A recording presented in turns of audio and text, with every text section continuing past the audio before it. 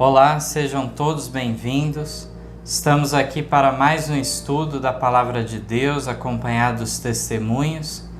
Estamos nos aproximando cada vez mais do fim já desse trimestre do ano. A lição já de número 11. O título Preparados para a Prova Final. O verso áureo é retirado de Sofonias, capítulo 3, versos 12 a 13, que dizem assim: Mas deixarei no meio de ti um povo humilde e pobre, e eles confiarão no nome do Senhor. O remanescente de Israel não cometerá iniquidade, nem proferirá mentira, e na sua boca não se achará língua enganosa, mas serão apacentados e deitar-se-ão, e não haverá quem os espante. Então estou aqui com meu pai do meu lado para passarmos essas perguntas, e esse tema será evidente ao decorrer das lições, essas últimas 3, eu diria, que finalizam o nosso trimestre, falando sobre esse remanescente no tempo do fim, que de fato é um povo humilde, pobre, confia no nome do Senhor, não há mentira, não há iniquidade, e por isso então haverá um repouso final para eles. Então Deus seja louvado por esse momento. Eu queria acrescentar um pensamento nesse texto de Sofonias 3, verso 12 e 13, que remete a Apocalipse 14. Apocalipse 14 fala dos 144.000 selados, e também ali diz que na sua boca não se achou engano. E eles seguem o Cordeiro para onde quer que vá, não estão contaminados com mulheres, ou seja, com doutrinas falsas, com igrejas falsas. Então o paralelo de Sofonias a gente encontra lá em Apocalipse 14, né? Isso. A primeira pergunta então nos diz assim: de que maneira o Senhor revelou em visão a solenidade das mensagens angélicas? E aqui então tem uma nota do Primeiros Escritos, 258, 259, que diz assim: vi um grupo que permanecia bem guardado e firme, não dando atenção aos que faziam vacilar a estabelecida fé da comunidade. Então esse grupo ia firme. Deus olhava para eles com aprovação. Foram-me mostrados 3 degraus, a primeira, a segunda e a terceira mensagem angélica. Disse ao meu anjo assistente: ai de quem mover um bloco ou mexer num alfinete dessas mensagens. A verdadeira compreensão dessas mensagens é de vital importância. O destino das pessoas depende da maneira em que são elas recebidas. Então aqui deixa claro para nós que se você não entender esse assunto das 3 mensagens angélicas, negligenciado e não entendido pelas igrejas evangélicas, e menos dentro do adventismo, nós vamos ver que isso também depende do destino das pessoas, da salvação delas. E aqui diz ai, tem um ai para quem mover um bloco ou mexer no alfinete dessas mensagens. Então nós vamos ver um outro texto que diz assim, que nós temos que entender a sua importância, o tempo e o lugar dessas mensagens. Também quero dizer que quando alguém fala, nós já estamos lá no outro anjo de Apocalipse 18, está movendo num bloco muito grande aí. Não é num alfinete, não. Sim, e aí a segunda pergunta vem com a continuação dessa visão. O que uma classe de pessoas achava que deveria ser feito na plataforma da verdade? E que exortação faziam os que estavam sobre a plataforma? E surtiu efeito?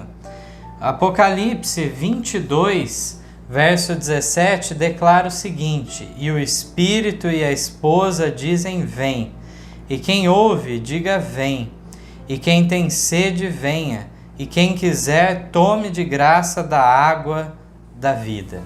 Texto bastante significativo, né? O Espírito e a esposa, a igreja, trabalham em conformidade, né, um com o outro, chamando as pessoas para tomarem posse da graça. Então esse texto de Apocalipse, ele responde a segunda parte da pergunta, né?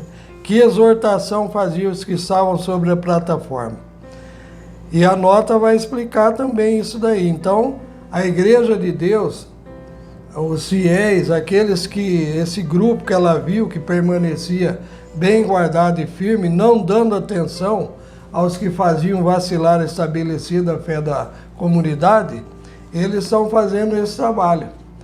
O Espírito e a noiva dizem, vem, quem tiver sede, venha. Então aqui o primeiro parágrafo declara o seguinte: de novo fui conduzida às 3 mensagens angélicas e vi a que alto preço havia o povo de Deus adquirido a sua experiência. Esta fora alcançada através de muito sofrimento e severo conflito. Deus havia conduzido passo a passo até que os pusera sobre uma sólida plataforma inamovível. Vi pessoas aproximarem-se da plataforma e examinar-lhes o fundamento. Alguns, com alegria, subiram imediatamente para ela. Outros começaram a encontrar defeito no fundamento. Achavam que se deviam fazer melhoramentos, e então a plataforma seria mais perfeita e o povo muito mais feliz. Alguns desceram da plataforma para examiná-la e declararam ter sido ela colocada erradamente. Meu pai então conclui. Aí então, a primeira parte aqui que o Mateus leu, fala que pessoas apareciam, né, aproximavam-se da plataforma, examinavam o fundamento e alguns com alegria subiram. E outros começaram então a encontrar defeito, querendo fazer melhoramento, e assim fazendo esse melhoramento falso, né? Então o povo seria mais feliz. E aí então diz que alguns desceram dessa plataforma para examiná-la, né? E declararam então ter sido ela colocada erradamente. Virando a página aqui, diz assim na continuação, na visão: mas eu vi que quase todos permaneciam firmes sobre a plataforma e exortavam os que tinham descido a cessar com suas queixas, pois Deus fora o mestre consultor, e eles estavam lutando contra ele. Eles reconsideravam a maravilhosa obra de Deus, que os conduzira à firme plataforma, e em união levantavam os olhos ao céu, e com alta voz glorificavam a Deus. Isso afetou alguns dos que tinham queixado e deixado a plataforma. E aí então, contritos, subiram de novo para ela. E responde então a parte final da pergunta, né? Surtiu efeito? Surtiu efeito, né? Então alguns que antes tinham desanimado, descido da plataforma, reconsideraram, viram a maravilhosa obra de Deus, e aí então deixaram de queixar e contritos subiram de novo para ela, para a plataforma. Então aqui é uma visão profética, né, escrito lá em 1858, e vemos então já essa questão que tanto na época dela houve aqueles que questionavam, e isso persiste ao decorrer do tempo, né? Pessoas contrárias então à forma que foi dada a mensagem por Deus. Vamos agora para a terceira então pergunta. Que tipo de educação e preparo é necessário haver na igreja? E o que deve ser ensinado aos jovens e crianças? Texto de 1 Timóteo, capítulo 6, os versos 6 a 10 declaram o quê? Eu tenho o texto aqui na Bíblia, a palavra de Deus, Paulo escrevendo a Timóteo: mas é grande ganho a piedade com contentamento, porque nada trouxemos para esse mundo, e manifesto é que nada podemos levar dele. Tendo, porém, sustento e com que nos cobrirmos, estejamos com isso contentes. Mas os que querem ser ricos caem em tentação, e em laço, e em muitas concupiscências, loucas e nocivas, que submergem os homens na perdição e ruína, porque o amor do dinheiro é a raiz de toda espécie de males, e nessa cobiça alguns se desviaram da fé e se traspassaram a si mesmos com muitas dores. Então aqui temos também 1 João, capítulo 2, verso 14, que diz assim: Eu vos escrevi, pais, porque já conheceste aquele que é desde o princípio. Eu vos escrevi, jovens, porque sois fortes, e a palavra de Deus está em vós, e já vencestes o maligno. Esse texto aí encaixa com a segunda parte da pergunta. E a educação que devemos ter, preparo, né? Que é necessário haver na igreja, porque sabemos que vai haver uma grande crise. Né? Sim. O primeiro parágrafo pode ler.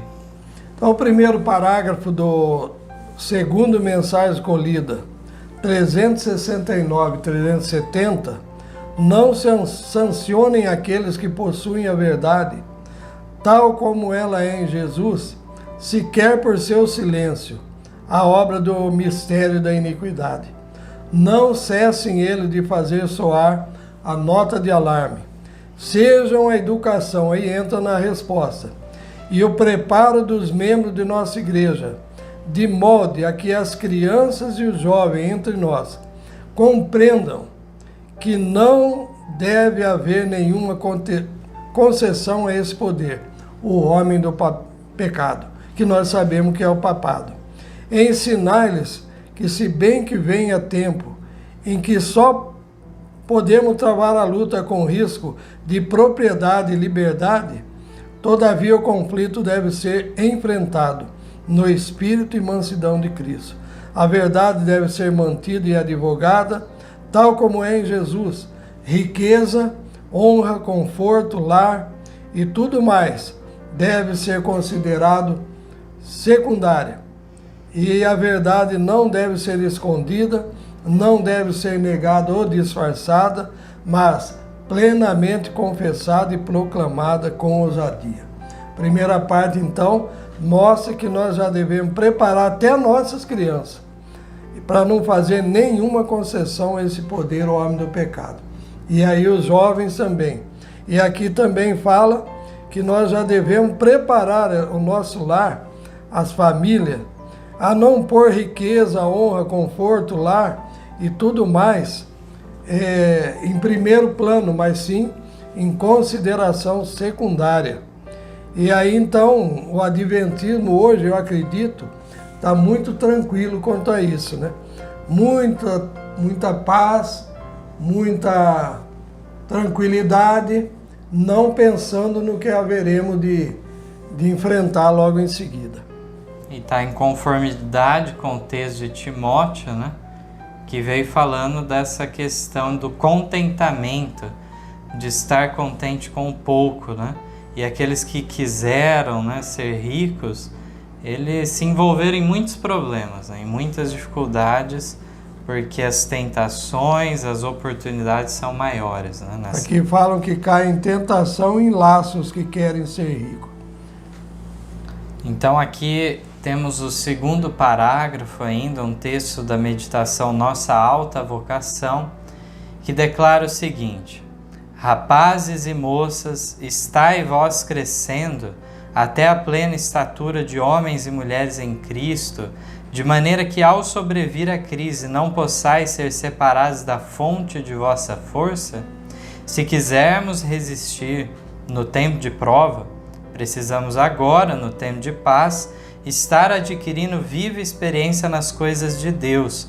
Precisamos aprender agora a compreender o que sejam os profundos impulsos do Espírito de Deus. Cristo precisa ser nosso tudo em tudo, o alfa e o ômega, o primeiro e o último, o princípio e o fim.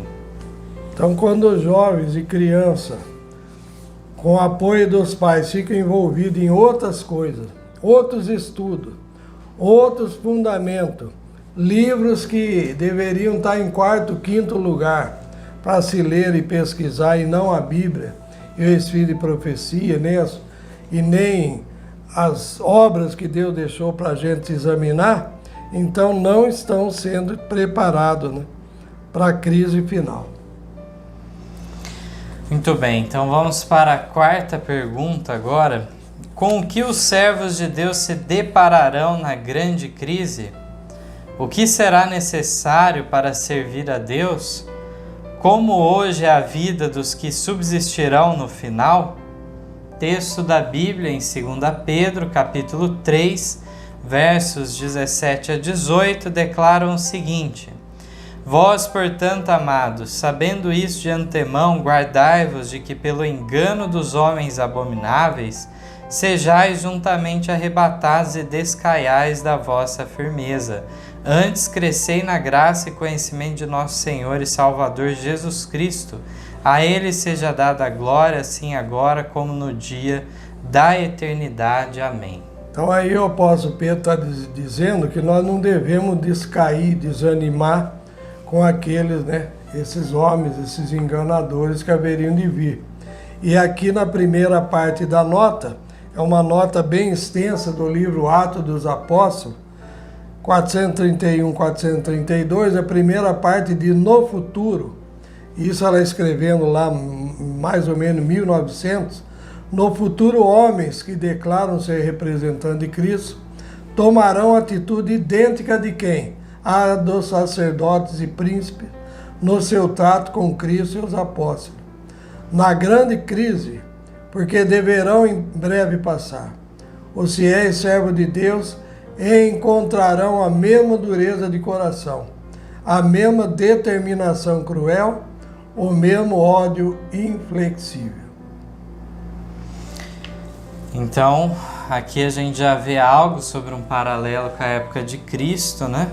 E a repetição, então, dessa perseguição, desse ódio pela verdade e aqueles mensageiros dessa mensagem. E ainda falta nós entendermos, né, o que será necessário para servir a Deus e como hoje é a vida dos que subsistirão no final. Nós vamos ler o restante da nota. Então, aqui no segundo parágrafo, declara assim: todo o que nesse dia mau se dispuser a servir a Deus com destemor, segundo os ditames de sua consciência, necessitará de coragem, firmeza e do conhecimento de Deus e sua palavra, pois os que forem fiéis a Deus serão perseguidos. Seus motivos impugnados, desvirtuados seus melhores esforços e seus nomes repudiados como um mal. Satanás trabalhará com todo o seu poder enganador para influenciar o coração e obscurecer o entendimento a fim de que o mal pareça bem e o bem mal. Quanto mais forte e mais pura a fé do povo de Deus e mais firme sua determinação de obedecer-lhe, tanto mais ferozmente procurará Satanás instigar contra eles a ira daqueles que, embora se declarando justos, tripudiam sobre a lei de Deus. Requererá a mais firme confiança, o mais heróico propósito de reter firme a fé que uma vez foi entregue aos santos. Então, o que será necessário aí? Serão coragem, firmeza e conhecimento de Deus e sua palavra. E esses então serão perseguidos, motivos impugnados, desvirtuados seus melhores esforços, e o seu nome diz repugnado ou repudiado. O que significa isso? Falando mal, né?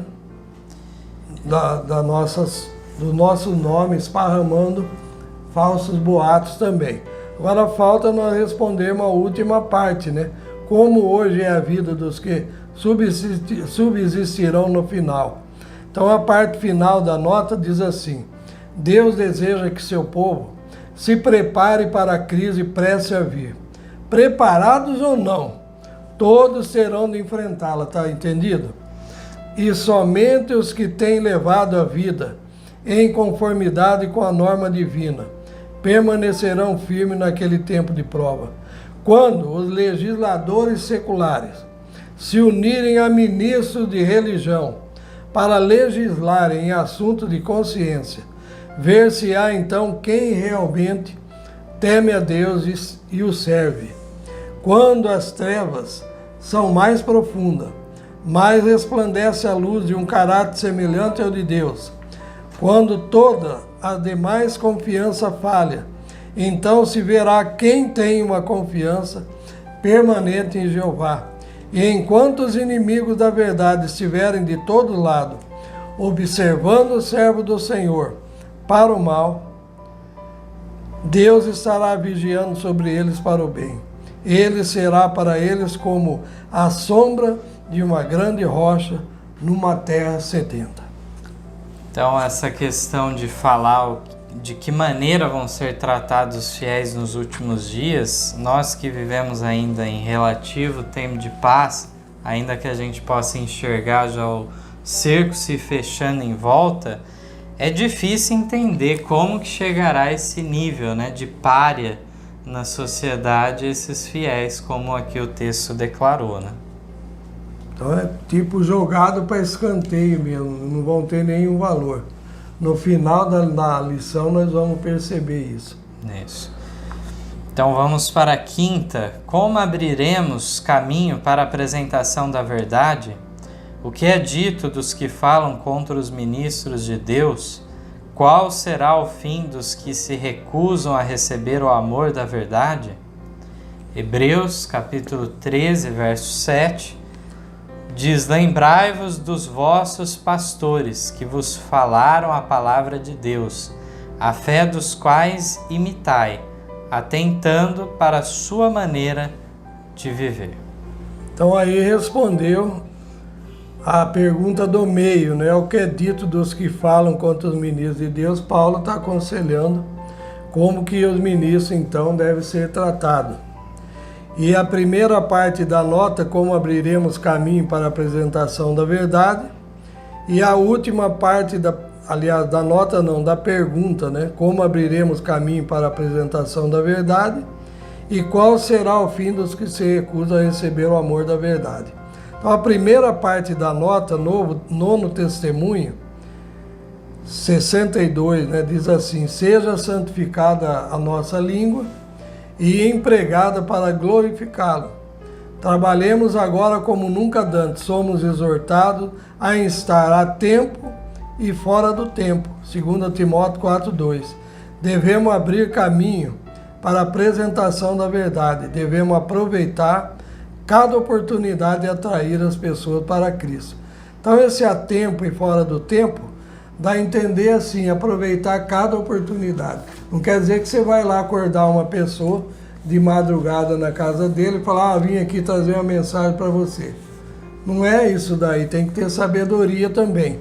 Mas a tempo e fora do tempo é aproveitar todo o intuito, toda a oportunidade. E aí o Mateus vai continuar lendo, né, a parte 2 da nota. Que é da meditação Cristo triunfante, declara que aqueles que hoje murmuram contra os agentes escolhidos por Deus, enfraquecendo a confiança do povo contra eles, estão fazendo a mesma obra que os filhos de Israel fizeram. O Senhor ouve cada palavra de murmuração, ouve cada palavra que deprecia a influência daqueles que Ele está usando para proclamar a verdade, que deve preparar um povo para permanecer firme nos últimos dias. Quanto ao Mateus li aqui, essa nota, eu lembrei da experiência de Moisés.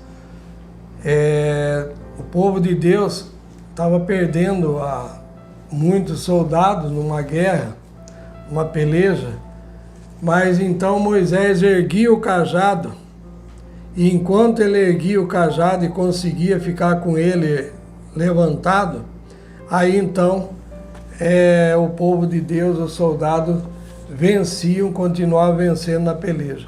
Chegou algum momento que Moisés já não aguentava mais ficar com o braço erguido. E aí alguns vieram por baixo, né? E ajudaram ele a levantar o braço, para ele não esmorecer, não fraquejar, né? Então, se você é daqueles que fica arrumando, pondo pedra na roda, você não está fazendo igual aqueles que ajudaram a erguer o braço de Moisés.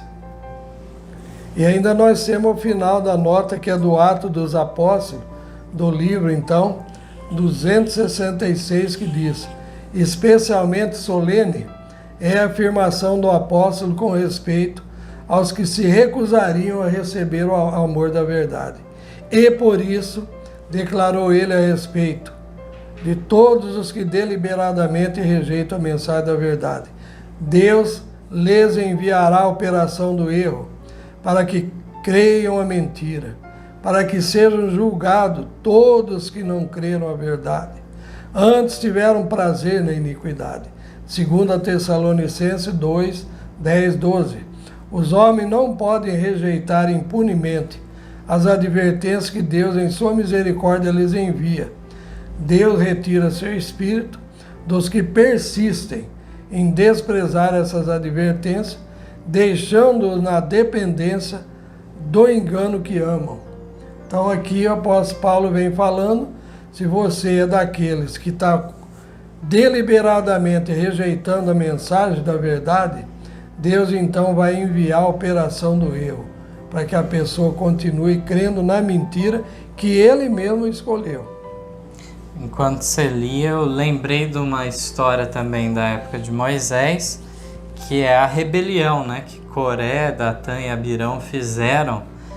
E Ellen White, no Patriarcas e Profetas, explica esse processo da operação do erro em Coré, que diz que ele acreditava de fato, por fim, que ele estava fazendo uma coisa certa.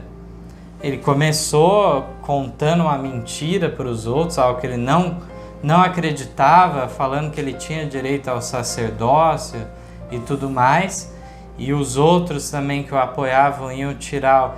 Ele tiraria o poder de Arão e os outros tirariam o poder de Moisés. Mas por fim, Ellen White explica lá que ele se convenceu do erro que ele mesmo tinha produzido e morreu dessa maneira. Então, o irmão Mário estava contando uma história para mim ontem de manhã, aqui na varanda do Niquinho, que um daqueles elementos dos grupos espúrios que saíram do nosso meio, dando uma de vítima, dizendo assim: só por causa de um ponto, eles me lançaram fora. Mentira! Saíram em bloco, por motivos políticos, não tinha nada a ver com pontos doutrinários. Então agora temos a sexta pergunta: em que condição o povo de Deus deve estar para vir a sacudidura final? E o que devemos fazer enquanto ainda temos oportunidade? O texto de Atos 3,19 diz: arrependei-vos, pois, e convertei-vos para que sejam apagados vossos pecados, e venham assim os tempos do refrigério pela presença do Senhor. Já nesse texto tem uma doutrina bem ensinada aqui, né? Falando que antes que venha um refrigério da parte de Deus, uma chuva da parte de Deus, seja temporão, serôdia, mas em especial agora, falando em relação à serôdia, nós vemos que é necessário um apagamento dos pecados, né? Então nós vimos aí Pedro, em Atos 3,19, ele fala várias etapas. Primeiro, arrependei-vos, convertei-vos, para que aconteça o quê? Para que sejam apagados os vossos pecados, e venham então os tempos do refrigério. Então o tempo do refrigério não vai vir antes da primeira etapa. Então a primeira pergunta aqui, da pergunta 6, a primeira parte: em que condição o povo de Deus deve estar para vir a sacudidura final? Arrepender, converter, apagamento de pecado, aí vem então, depois vem a chuva serôdia, né? Mas a chuva serôdia, nós entendemos pelo Espírito de Profecia, está claro, só vem depois dessa sacudidura final. Essa sacudidura final, ela separa as virgens loucas das prudentes. A sacudidura final nós entendemos que é o decreto dominical, e as loucas não vão suportar, como nós vamos ver mais adiante. Então, o que devemos fazer enquanto ainda temos oportunidade? Nós temos aqui algumas notas curtas, né? Para nós entendermos melhor o ponto. Mateus vai começar lendo aí. Isso. No Manuscrito Releases, Isso. volume 10, 252. Então aqui um texto um pouco maior nós encontramos aqui no primeiro parágrafo, e no segundo parágrafo o mesmo texto de maneira mais resumida.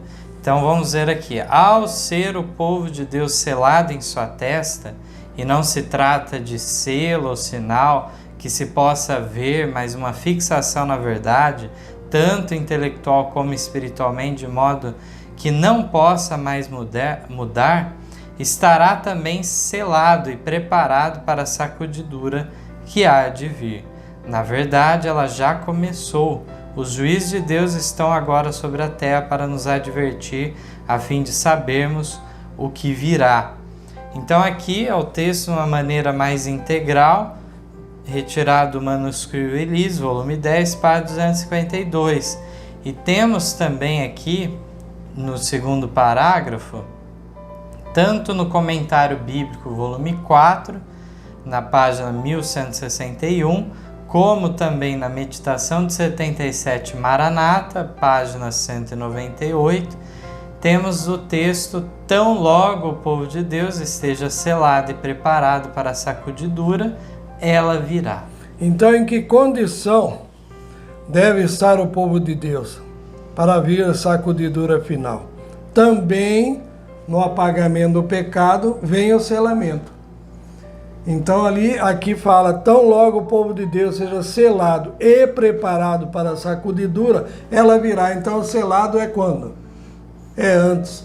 Selado aqui nós estamos falando para quem conhece a verdade. Aqueles que já foram alcançados, né? E aí tem a parte final da nota do Manuscrito Releases, volume 20, página 285, o Mateus vai continuar lendo. Diz que seca, escassez, pestilência, terremotos, acidentes no mar e na terra se multiplicarão. A vida estará insegura em qualquer lugar, exceto aquela que está refugiada com Cristo em Deus. Agora, enquanto os anjos estão segurando os quatro ventos, é nossa oportunidade para buscar a Deus mais ardentemente. Então aqui esse texto ele acaba entrando em consonância com uma parte do texto anterior que fala esse aspecto já presente da sacudidura. Já há certos juízos, avisos de Deus, isso nada tem a ver com as 7 pragas finais do Apocalipse, que nós bem sabemos que virão ao fim do tempo de graça. E esse juízo ainda não é o decreto dominical. Também quando ela diz, é. na verdade, esse juízo aí, tipo sacudidura mais leve, já iniciou, mas a sacudidura do decreto dominical é uma sacudidura espiritual. E esse texto que o Mateus leu agora aqui, esse juízo é seca, escassez, pestilência, ou não tem isso? Está acontecendo agora ou não? Olha aí, seca, escassez, pestilência, terremoto, já virou rotina ouvir falar de terremoto, né? Acidentes no mar e na terra se multiplicarão, agora mesmo para frente de Avaré, não sei se foi o caminhão culpado ou o ônibus, morreram mais de 40 pessoas, né? É muita coisa, isso vai a notícia até fora do país, umas coisas terríveis, desastrosas dessa maneira. E aí fala que essa vida estará insegura em qualquer lugar, exceto para quem? Para aquele que está refugiado em Cristo, em Deus. Então lá em Apocalipse 7, fala o que nós acabamos de ler aqui, 4 anjos segurando os 4 ventos da terra, os 4 cantos da terra. Ventos são o quê? Guerras, rumores de guerra. E eles estão segurando até que os servos de Deus sejam selados em sua fronte.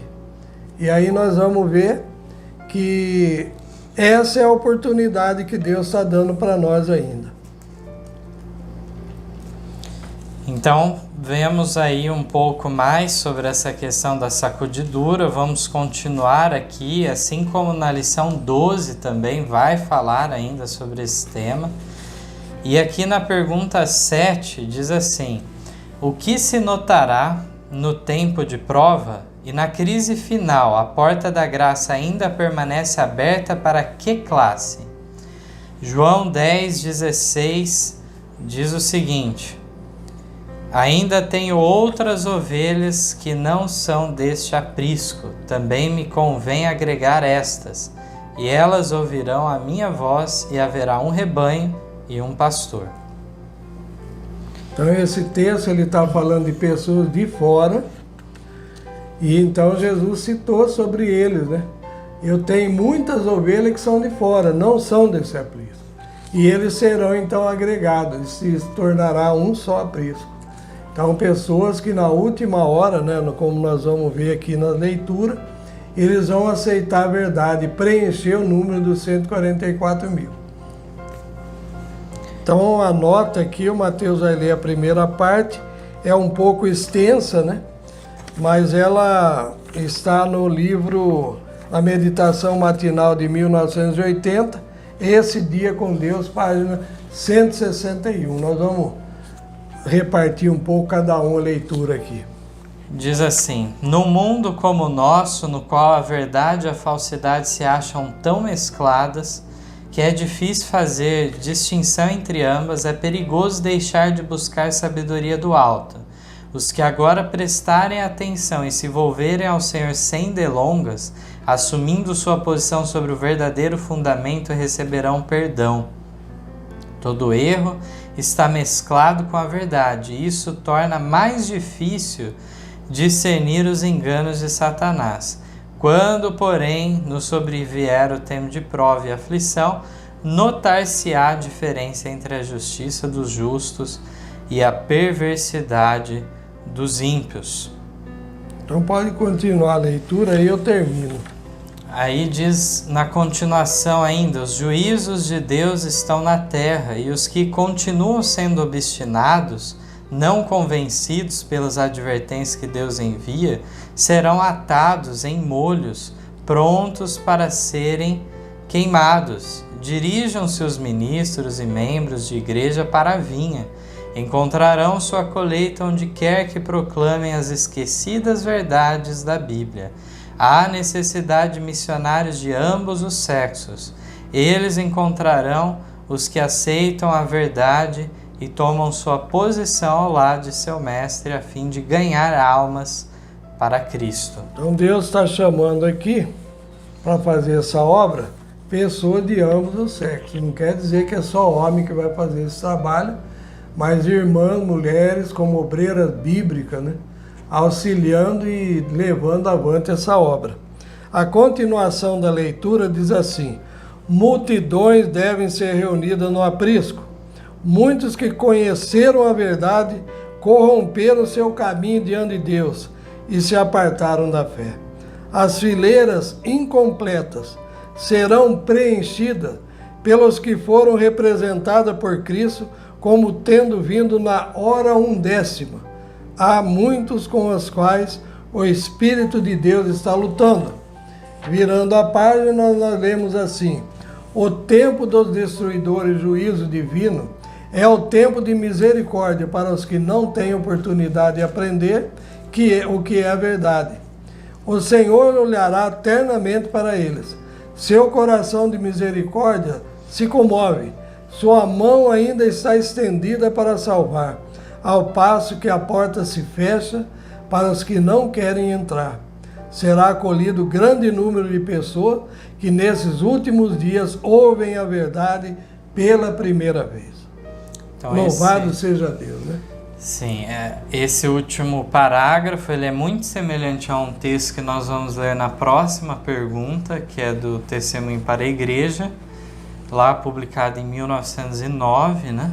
Mas aqui em 1903, numa carta que foi colocada nessa meditação, também Ellen White trabalha quase as mesmas palavras, né? Falando desse tempo da crise final, que é um tempo de misericórdia para os que não tiveram oportunidade. Diz que ainda Deus concede tempo de graça para eles. E olha para eles com misericórdia, né? Ao passo que a porta se fecha para os que não querem entrar. E aí ela conclui ainda dizendo que grande número, né, será acolhido nessa parte final, esses que vêm na 10ª hora. Então, o irmão White comparou, né, com aquele homem que chamou trabalhadores para trabalhar. Uns começaram desde manhã, né? E o que chegou na última hora recebeu igual que tinha recebido de manhã, né, que começou o trabalho desde manhã. E aqueles reclamaram, né? Como que você faz uma coisa dessa? Nós lutamos no sol quente e tudo.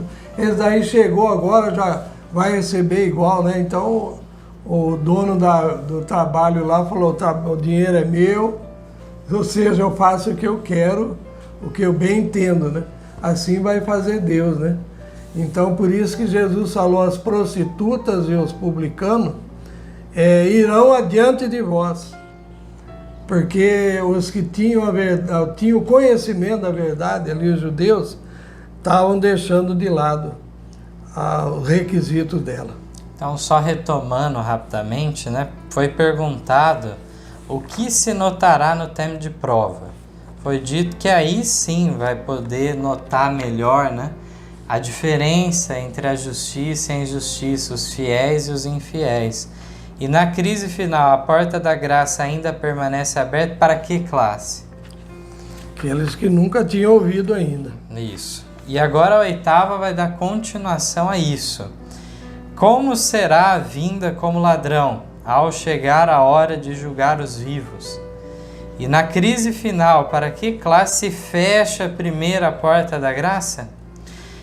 Mateus 25:10 declara o seguinte: e tendo elas ido comprá-lo, chegou o esposo, e as que estavam preparadas entraram com ele para as bodas, e fechou-se a porta. Então o verso 10 da parábola das 10 virgens, né, nos apresenta o fechamento da porta da graça.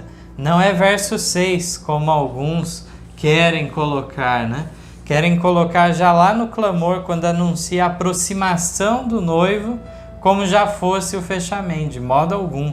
Nesse meio tempo ainda as prudentes dão um conselho para as loucas irem comprar. Elas tinham condição para isso. Tiveram tempo, mas tendo elas ido comprar, não voltaram a tempo então para se juntar à festa e a porta Isso quer dizer no sentido espiritual, né? Não é que alguém foi lá na venda ou mercado. E aí, então, onde é que vende esses produtos, né? É lá no céu.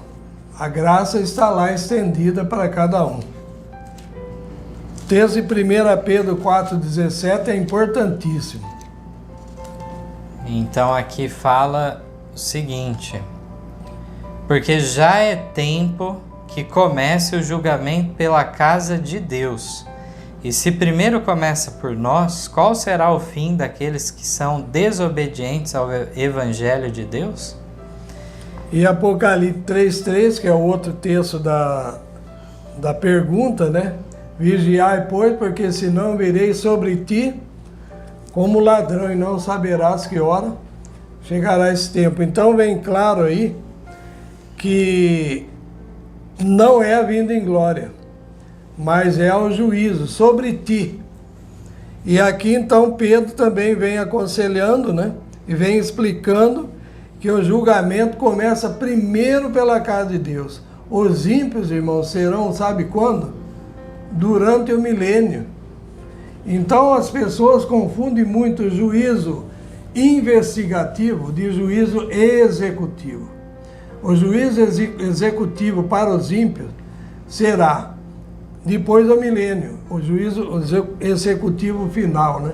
Também na vinda em glória, os ímpios que estiverem vivos, né, também sofrerão uma pena muito grande, porque só pela presença e a glória de Jesus eles não suportarão. E ali João escreve no Apocalipse, né, que todo olho verá quando Jesus vier, né, até aquele que os traspassaram.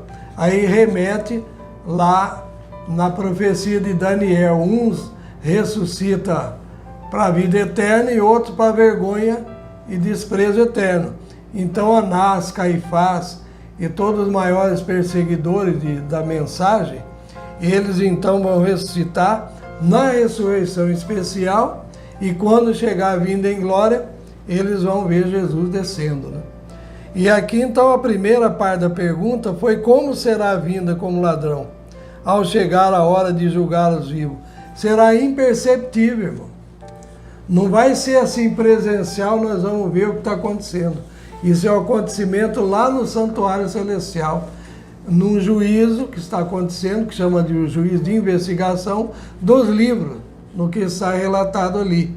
E aqui então na primeira parte da nota, vem falando que essa obra começou lá pelos mortos, está em andamento, e breve então ela chegará ao caso dos vivos. Então será rapidamente o acontecimento.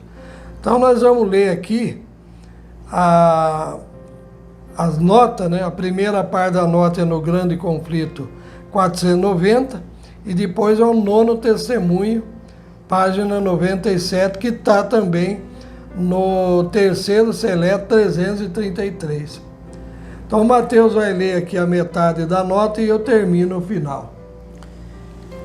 Então aqui diz: no Grande Conflito 490, solenes são as cenas ligadas à obra final da expiação, momentosos os interesses nela envolvidos. O juízo ora se realiza no santuário celestial. Há muitos anos essa obra está em andamento. Breve, ninguém sabe quão breve passará ela aos casos dos vivos. Na augusta presença de Deus, nossa vida deve passar por exame. Então, nesse parágrafo, a gente já vê o fato de que, quando deu início o dia da expiação, em 1844, já é algo solene.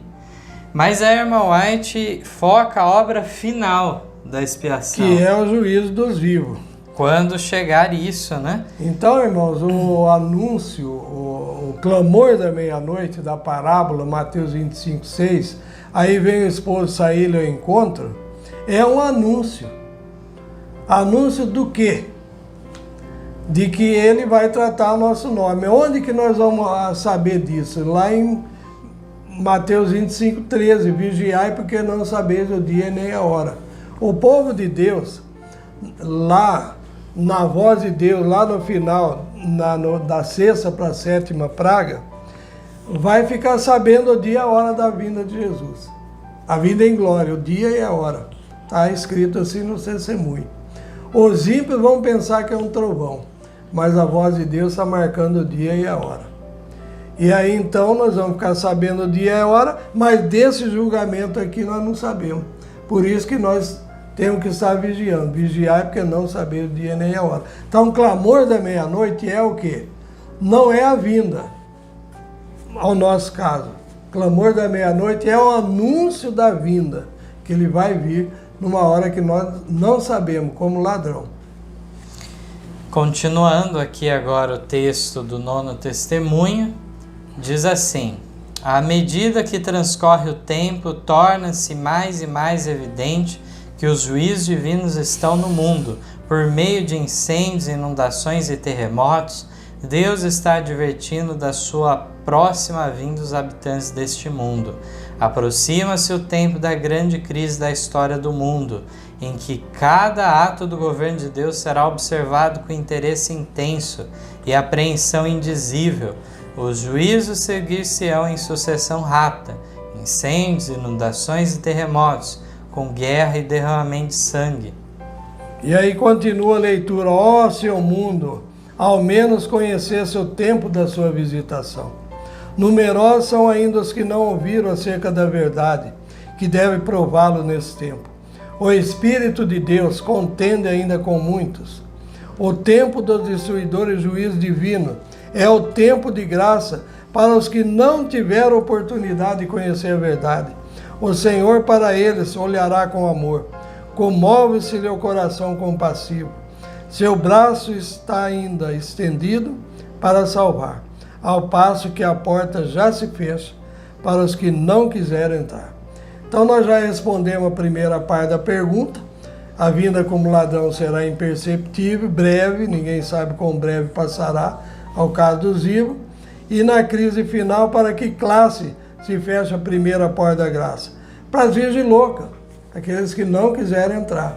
Então Mateus 6, 25, 6 é um anúncio, e 25, 10 está falando do fechamento da porta da graça. Aqui também vem falando de sucessão rápida de juízo, inundações, terremoto, incêndio, guerra, derramamento de sangue. Então, irmãos, quando se fala que a Amazônia está pegando fogo, nós sabemos que não tem lógica, mas quando se fala no Pantanal, nós vimos ali que, devido a uma seca muito grande na região, foi um incêndio terrível. Muita destruição de mato e de animais, né? Inclusive mato seco, que propagou muito mais rápido o fogo. Mas não foi só aqui no Pantanal. Nós vimos que na Califórnia também foi grave os incêndios, foram muito graves. Também os incêndios na Austrália são constantes. Em outras partes do mundo, não sei se os irmãos sabem, na Serra da Estrela, ali em Portugal, dificilmente um tempo que não pega fogo em toda aquela região, né?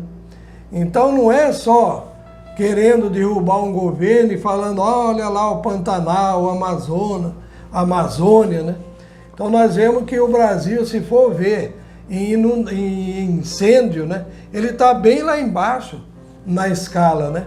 Outros países muitas vezes estão sendo destruídos e muitas vezes a imprensa não notifica como deveria ser.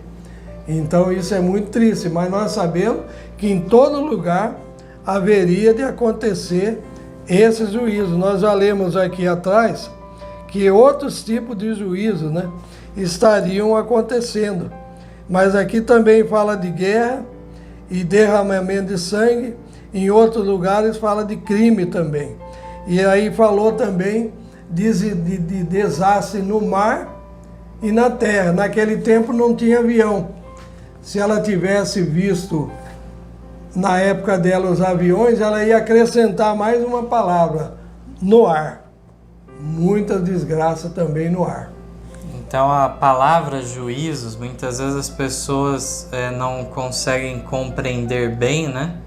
Porque já pensam nas pragas finais do Apocalipse, e a irmã Arte vem trabalhando essa palavra desde lá de trás nesses fatos. E o próprio Cristo falou que esses sinais na natureza e tudo mais era o princípio das dores, né? Aí ele servem de aviso, servem de tudo isso, mas ainda tem mais coisa para ocorrer. Ainda não é o fim, mas o fim mesmo, irmão, maravilhosamente Jesus citou, é o evangelho sendo pregado em todo mundo. E isso não é possível para a igreja nenhuma, sem o poder do Espírito Santo, sem a chuva serôdia. Igreja que bate no peito, que fala que estamos em quase todo mundo, e estamos aí até nos lugares mais nativos, recônditos da terra, né? E já avançamos bastante, não resolve nada isso daí. Se resolvesse, a obra já tinha terminado. Essa é a questão. Então agora a nona pergunta. Até então o povo de Deus terá sido um povo muito conhecido? E como os profetas cristãos considerarão os fiéis? Isaías 41, versos 13 a 14 diz assim: Porque eu, Senhor teu Deus, te tomo pela tua mão direita e te digo, não temas, eu te ajudo. Não temas, tu verme de Jacó, povozinho de Israel, eu te ajudo, diz o Senhor, e o teu Redentor é o Santo de Israel. E temos também Lucas, né? Onde Jesus dá uma recomendação semelhante. Lucas 12, 32, né? Não temais, ó pequeno rebanho, porque a vosso Pai agradou dar-vos o reino. Bom, Aí eu falo mais uma vez, como eu já falei esse dia atrás, tem certos textos da Bíblia que é faca de dois gumes. Falei de Melquisedeque, todo mundo quer ser, vamos dizer assim, surgido pela ordem sacerdotal de Melquisedeque, grupos espúrios, e esses grupos são pequenos, então o que eles fazem uso esse texto aqui de Isaías também, vermezinho de Jacó, povozinho, né? E aqui Lucas, Jesus falando o quê? Pequeno rebanho. Pequeno rebanho. Mas foi dado o reino. Porque o Senhor agradou dar-vos o reino. Também aproveita desse texto. E aí então não serve para as igrejas famosas esse texto, irmão. Mesmo que alguns grupos espúrios também usem esse texto, não serve para essas igrejas famosas, que dizem que estão em quase todo mundo. Por quê? Vamos ler os textos. Esses dias atrás eu encontrei um irmão muito querido, né? Da Igreja da Profecia, a Igreja Mãe que nós chamamos, né? Que já não é mais a Igreja da Profecia. E li esses textos que nós vamos ler agora para ele e falei, se aplica para a sua igreja? E ele disse para mim, não se aplica. A primeira parte aqui já diz assim, vi que as igrejas nominais, as adventistas nominais, como Judas, hão de trair-nos aos católicos, para obterem sua influência contra a verdade. Os santos serão, isso é falando lá do futuro, um povo quase desconhecido, de quem os católicos terão pouco conhecimento. Quando eu acabei de ler esse texto, falei, irmão, para quem se aplica isso? Ele falou, não se aplica para a minha igreja. Ele não tinha jeito de responder de maneira diferente. Então, Mateus vai continuar lendo a nota. Agora é um texto do Cristo Triunfante 317, da meditação de 2002, depois do Quinto Testemunho 472. Aí nós vamos comentar bastante isso. Mas antes ainda, em relação à fonte desse primeiro texto, que é o Unpublished Manuscript Testimonies of Ellen White, de 23 de outubro de 1850. Meu pai pode contar, né, a história que ele tinha um certo receio, né, em relação a utilizar esse texto, quis confirmar a fonte e a gente teve o privilégio, né, de ir até o Centro White e encontrar esse material no inglês e confirmar que é verídico, né, o texto. Nós pedimos xerox, né, cópia, eles nos deram, pagamos ali. Mas durante 30, 40 anos, mais ou menos, eu, meu sogro, irmão Jaime e tantos outros tinham receio de usar esse texto, porque os adventistas geralmente falavam que esse texto não existe, né? Não existiu. Aquele texto do Eventos Sinais, página 42, 43, foi muita coragem ou um lapso do autor e colocar aqueles textos ali, né? A igreja está na condição de Laodiceia, o Espírito de Deus não está mais no meio dela. Então, deixou escapar, mas quando a gente mostrava para os adventistas esses textos, eles diziam, não existem esses textos. E aí nós fomos lá no original e confirmamos a existência dele. Então, o Mateus vai continuar a leitura e aí nós vamos comentar melhor para irmos terminando o assunto, né? Os professos cristãos de hoje que rejeitam a luz não serão mais favoráveis àqueles que recebem a luz da verdade e nela se regozijam do que o foram os judeus nos dias de Cristo. Considerarão os crentes como um povo pequeno, fraco, um punhado de fanáticos, e deles falarão zombeteiramente. E o texto seguinte diz que a igreja remanescente será levada a grande prova e aflição. Os que guardam os mandamentos de Deus e têm a fé de Jesus sentirão a ira do dragão e seus seguidores. Satanás conta o mundo como súdito seu. Ele adquiriu domínio sobre as igrejas apóstatas, mas ali está um pequeno grupo que lhe resiste à supremacia. Caso os pudesse desarraigar da terra, seu triunfo seria completo. Irmãos do céu, os irmãos já viram que coisa pesada. Aqui então, na época que eu contei para os irmãos, que eu li esse texto para aquele irmão, de grande posição ali na igreja, ele então falou que não se aplicava para a igreja dele. Passado um tempo, eu acho que foi o Mateus que encontrou esse texto no Cristo Triunfante, eu voltei lá para comprar mais livros e mostrei esse outro texto, né? A irmã White, falando no futuro, diz que os crentes serão considerados um povo pequeno, fraco, um punhado de fanáticos, e deles falarão zombeteiramente. Então eu mostrei esse texto meses depois para ele. Perguntei, e esse texto, para quem que se aplica? Ele disse, não se aplica para a minha igreja. Porque aqui está falando de um pequeno povo pequeno, fraco, um punhado de fanáticos. O texto de trás vem falando que os santos serão um povo quase desconhecido. E agora o Mateus leu um texto que lá na perseguição, Satanás vai encontrar quem travando ele? Só um pequeno grupo, o resto está no controle dele. Diz que as igrejas apóstatas estão na mão dele, mas aqui fala que vai ter o quê? Um pequeno povo, um pequeno grupo que lhe resiste à supremacia. Os irmãos já pensaram que maravilha? Ela não está falando lá para o passado. Aqui fala Satanás contra o mundo como súdito seu. Ele adquiriu domínio sobre as igrejas apóstatas. Mas ali, está falando da crise, prova e aflição. Mas ali está um pequeno grupo que lhe resiste à supremacia. E caso os pudesse desarraigar da terra, seu triunfo seria completo. Quem está travando o diabo? Um grupo pequeno, e lá na chuva serôdia, no decreto dominical em diante, né? Esse pequeno grupo, então, é que vai fazer guerra total contra Satanás pelo poder de Deus e pela chuva serôdia, o derramamento do Espírito Santo, sem medida. Sem isso, nós não somos nada.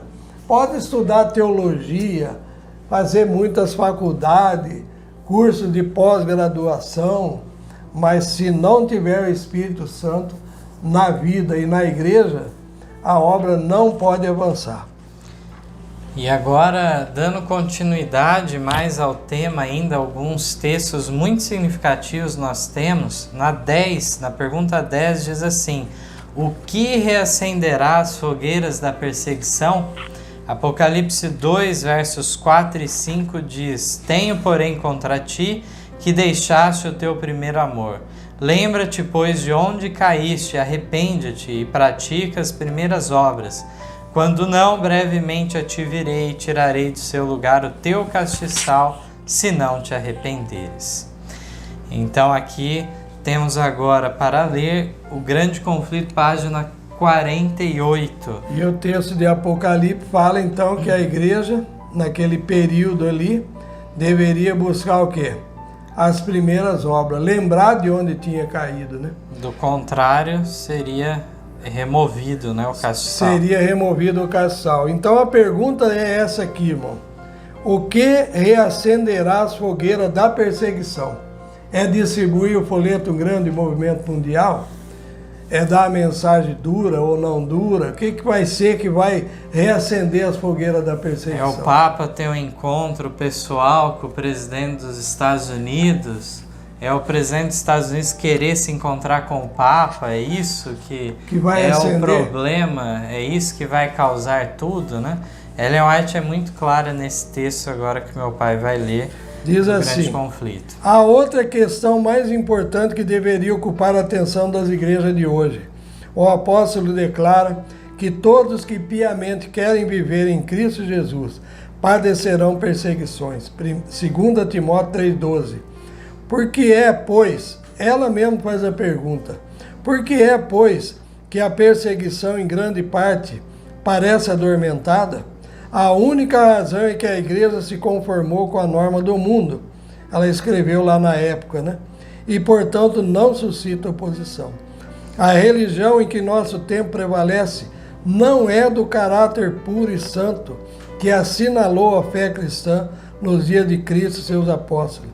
É unicamente por causa do espírito de transigência com o pecado, por serem as grandes verdades da palavra de Deus tão indiferentemente consideradas, por haver tão pouca piedade vital na igreja, que o cristianismo é aparentemente tão popular no mundo. Agora vem a resposta.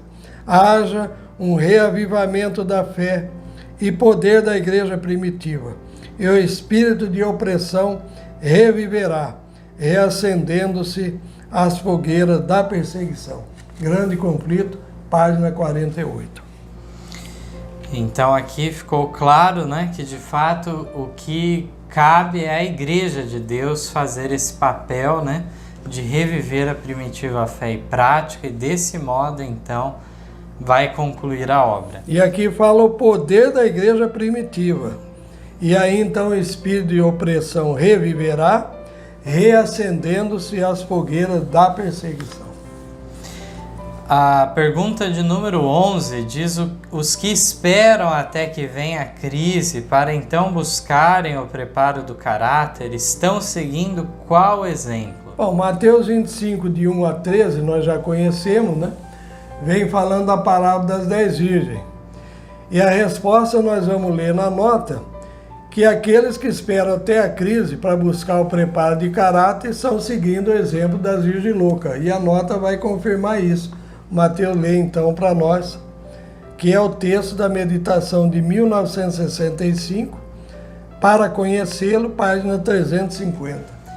Então diz assim: não siga ninguém o exemplo das virgens imprudentes, pensando que será seguro esperar até que venha a crise, antes de obter um preparo do caráter suficiente para subsistir naquele tempo. Será demasiado tarde buscar a justiça de Cristo, quando os hóspedes forem chamados e examinados.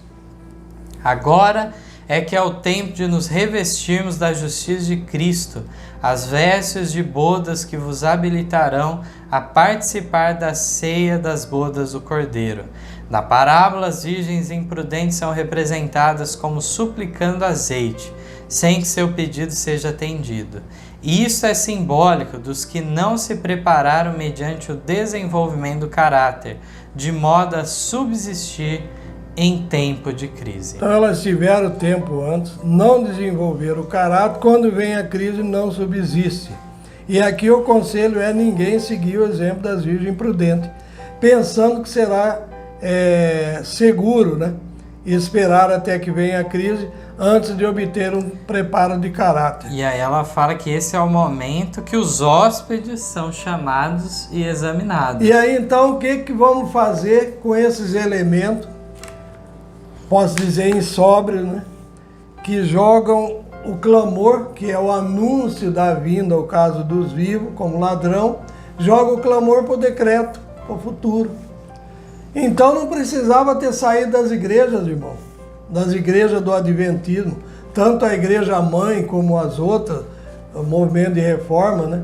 Esses movimentos, eles creem que alto clamor e clamor da meia-noite é uma coisa só, ou embaralham tudo quando dizem que não é uma coisa só, não responde o certo, e joga então clamor da meia-noite para o futuro. Que valor vai ter dizer assim, aí vem o esposo sair ao encontro, quando não há mais oportunidade? Nós já estudamos aqui atrás que na crise fecha a porta para aqueles que não quiserem entrar. Então é uma mensagem que perde a utilidade. Não vai ter valor nenhum. Ao contrário, Deus avisa antes, né? E até um texto lá de Amós, né? Deus não fará nada sem primeiro, 3:7, né, de Amós, sem primeiro avisar o seu servo, os profetas. Ele não faz nada sem avisar antes. E nós, em 1976, e eu louvo a Deus por isso, que então Deus revelou para nós que o texto de Mateus 25:13, vigiai porque eu não sabia o dia nem a hora. Apocalipse 3:6, vigiai porque se não virei sobre ti como um ladrão à meia-noite, à noite, não era vinda em glória, era vinda ao caso dos vivos. Ou seja, é um anúncio de que pode acontecer a qualquer momento, saindo do julgamento dos mortos e passando pelos vivos. breve, então ninguém sabe quão breve passará ele o caducismo. E aí, infelizmente, é uma síndrome que muitas vezes acomete no adventismo, de entender então que na crise eu resolvo minha vida. Quando chegar a crise, não, eu não vou tomar parte na guarda do domingo, eu conheço a verdade, eu sei que é o sábado, é o dia correto e assim por diante. Muitos ficam nessa autossegurança que lá eu resolvo minha condição. Mas aqui fala que isso já vai ser tarde demais. Não siga ninguém o exemplo das Esse é o exemplo das virgens loucas. Essas virgens loucas, então, elas adiam, e o problema delas não é falta de tempo, como alguns falam. O problema delas é que pode dar tempo que for, ela sempre vai negligenciando, vai deixando para mais para frente. É aquela outra parábola, né?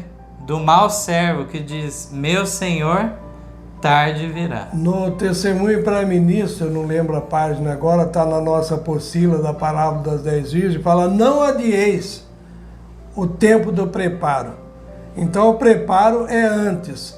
E muitos também, o Espírito de Profecia comenta, que ficam de braço cruzado esperando a chuva serôdia também. E isso também é um crime, quando a igreja se assenta, se acomoda, né? E em vez de fazer a obra e preparar-se espiritualmente, fica então tranquilamente aguardando o tempo do refrigério. Isso não virá para essas pessoas. A pergunta 12, a última, diz o que é necessário que a igreja realize antes de receber o Espírito Santo com poder e sem medida. Joel 2, 28 e 29, e há de ser que depois derramarei o meu Espírito sobre toda a carne, e vossos filhos e vossas filhas profetizarão, os vossos velhos terão sonhos, os vossos jovens terão visões, e também sobre os servos e sobre as servas, naqueles dias derramarei o meu Espírito. Então é uma profecia aí, né? Tanto para a chuva temporã, como para a chuva serôdia, né? É uma promessa do derramamento do Espírito Santo, o poder dele, né? E agora? Anota então, né? Nós vamos confirmar que precisa acontecer alguma coisa antes desse derramamento. E esse texto do Serviço Cristão, da página 253, ele é muito significativo. A gente sempre tem comentado que ele refuta a pretensão das igrejas, grandes igrejas que estão em apostasia, porque elas alegam que, apesar da condição deplorável, tem um remanescente fiel lá dentro. E é esse que vai resolver toda a questão, é essa pequena parte da igreja que vai receber a chuva serôdia. Meus irmãos, prestem atenção no que o Mateus está falando. A igreja é grande, eles reconhecem que a maior parte é apostatada. Não tem como negar. Não tem como negar, mas que lá dentro tem um grupinho, um remanescente fiel lá. Mas aqui o texto fala diferente, vamos ver. Diferente. Diz assim: o grande derramamento do Espírito de Deus, o qual ilumina a terra toda com sua glória, não ocorrerá sem que tenhamos um povo esclarecido, que conheça por experiência o que representa ser cooperador de Deus. Quando tivermos uma consagração completa de todo o coração ao serviço de Cristo, Deus reconhecerá esse fato mediante um derramamento sem medida de seu Espírito. Mas isso não acontecerá enquanto a maior parte dos membros da igreja não forem cooperadores de Deus. Não tinha como ser mais claro, ela usa ainda a palavra, a maior parte dos membros da igreja tem que estar numa atitude correta. Então, se a maior parte é apostatado, o remanescente fiel é que vai fazer a obra, está invertido os fatos aqui. Não é desse jeito. É que esse remanescente fiel, ele não fica lá dentro. Igual Jesus também acabou se retirando da nação, da igreja, do sinédrio, se afastou de tudo, né? E voltou-se para uma outra classe. Uma outra coisa que eu acho que o Mateus talvez não ia entrar, mas eu queria ferir esse ponto para nós terminarmos, é que quando é que o primeiro anjo, o segundo anjo, terceiro anjo vai iluminar a terra com a glória de Deus? Mesmo o assunto do anjo de Apocalipse 18.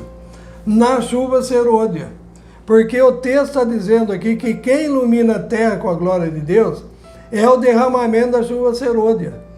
Então o primeiro anjo, irmão, lá no passado, e mesmo agora, ele não atingiu todo mundo. Mas a profecia do primeiro anjo é a toda a tribo, língua, nações e povos. E isso não aconteceu. Então a terra, lá fala, que esse anjo vai com grande voz. Não aconteceu. E mesmo com o segundo, mesmo com o terceiro. E aí então nós vamos ver que a luz do anjo de Apocalipse 18 é justamente a chuva serôdia. E aqui então vem falando, o grande derramamento do Espírito de Deus, o qual ilumina a terra toda com sua glória. É o grande derramamento que ilumina a terra com a glória de Deus. O primeiro anjo, segundo, terceiro anjo, em si, eles próprios não têm condição. Falando do povo na terra. Nós sabemos que tem os anjos dirigindo os movimentos, né? E agora, então, o povo na terra tem que avançar e fazer esse trabalho. Não vai conseguir, enquanto o grande derramamento não vier. Então, essa é a questão. Colocando no devido lugar as coisas, né? A igreja de Deus é composta só de fiéis? Não estamos falando isso. É composta de duas classes.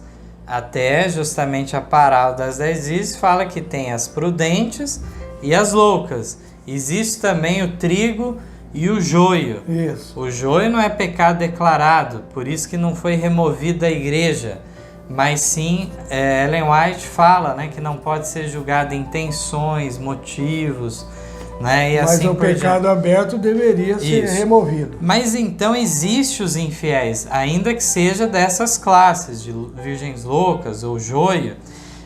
Apesar disso tudo, Ellen White fala aqui, declara que é necessário para a conclusão da obra que uma porcentagem da maior parte da igreja seja cooperador, um povo esclarecido, que saiba por experiência o que é, então... ser um cooperador. Bom, então, o que tem que acontecer? É o decreto dominical, a crise final, que separa, então, essas duas classes. Não é lá naquela igreja apóstata que vai acontecer esse fato, é na igreja de Deus, a que estiver vivendo sobre a terra dentro dos princípios. Aí então nós vamos ver o primeiro, segundo, terceiro anjo na pessoa dos fiéis aqui na terra, dirigindo um povo, e a terra então será iluminada com a glória de Deus. E o anjo de Apocalipse 18, que é o mesmo movimento que se segue dos fiéis da mensagem do terceiro anjo, agora então, com o poder de Deus, repete a mensagem do segundo, mas com mais coisa, com menções adicionais das apostasias que têm entrado nas igrejas, de lá de 1844 para cá. Então, agradecemos por terem nos acompanhado até aqui, nesse estudo. Lembrem de compartilhar esses vídeos, espalhar essa mensagem, que é uma mensagem, então, de despertamento, em especial para o povo adventista. Não só de despertamento, mas de vida ou morte. Lá nós vemos que na plataforma, na primeira pergunta, né, 3 degraus, os que estão na plataforma ali, sofrendo objeções, ataques, né, pessoas pondo defeito, e eles não fiéis ali, lutando com aqueles que desceram da plataforma, e trabalhando com eles, quem sabe vocês entendam. Então lá fala que alguns acabaram voltando para a plataforma. E isso para nós também é um motivo de regozijo, né? Nós vamos ver ali que as ovelhas desgarradas do aprisco, por ocasião do decreto dominical, não estou falando de ovelha perdida, mas os desgarrados do aprisco, nessa última hora ainda voltarão e seguirão ao pastor juntamente com os fiéis. Então, até o nosso próximo encontro, que Deus possa estar iluminando a mente de cada um de nós para compreender essas verdades. Amém. Até. Em nosso site vocês encontrarão estudos, notícias, dicas de saúde, além de todas as nossas lições. Participem conosco através da nossa página no Facebook e assistam todas as nossas lições através do YouTube.